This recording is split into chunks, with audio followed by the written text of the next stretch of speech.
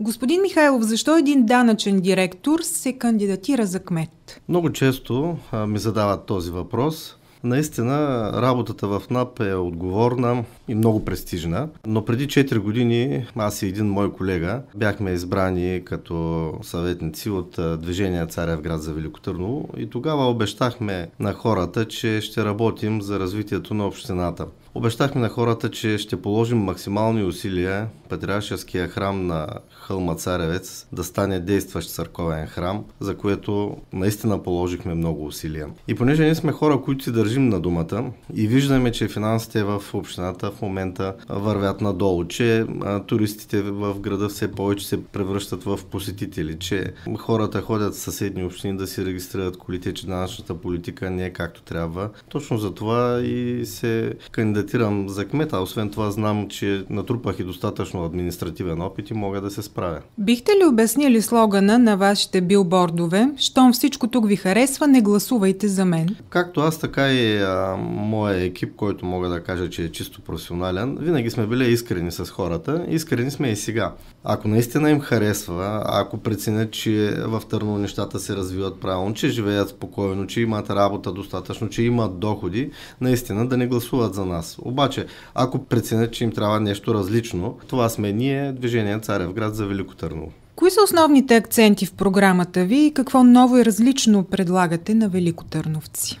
Няма да се спирам на програмата, тъй като хората се наслушаха на обещавани вече неща. Единственото, което според мен ни отличава от другите програми, че ние говорим изключително само за приходи и акцентираме в тази част. Приходната част на бюджета на община Велико Търново за нас е най-важната част. Разбира се, трябва да се изготвя една стратегия за приходите, нещо, което ние настоявахме и в предходния общински съвет. Неколкократно сме настоявали да се говори за приходите, тъй като според нас много лесно се правят разходи, стига да има приходи. И винаги, когато започне човек да прави нещо, ремонт ли ще бъде нов обект, възниква логичния въпрос, а пари откъде? Точно за това акцентираме върху данъчната политика, върху разпореждане с общинско имущество, като цяло върху приходната част на бюджета. Как ще коментирате досегашното управление на общината?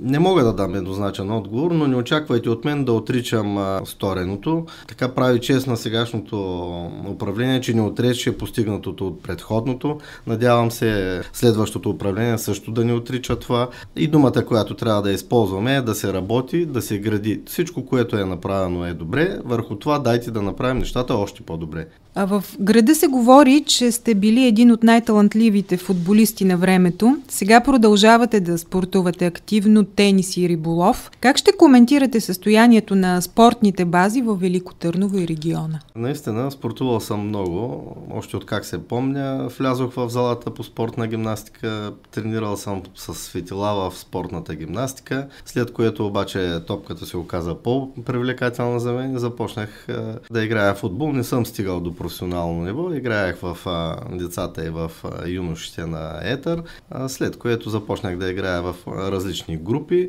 но сега в момента на тази възраст, с тези килограми бих казал, най-добре се играе тенис на маса, тенис на корт и то така по-спокойно, за да не се получат травми. А колкото до спортните зали и бази изобщо, винаги ще кажам, че те са малко. Има нужда от футболни игрища за децата, защото, както знаете, в нашата програма е заложено изцяло на детско-юношеските школи. Няма как да се развива нито футбол, нито каквато и да била школа, каквито имахме на времето известни в Велико Търново, ако не започнем от децата. Трябва да създадем условия на децата да спортуват. Има много деца, които искат да спортуват. И не е логично родители да се събират пари, за да направят игрищи за футбол на децата. Не е чак толкова много пари общината да отдели, за да направи такова игрище. Могат да се направят няколко детски отбора по футбол и изобщо да се влагат пари, да се възвърне старата слава на школите в Велико Търново. Това според мен е правилният път, по който трябва да се върви. Кои са първите 3 стъпки, които ще предприемете, ако бъдете избран за кмет на Велико Търново?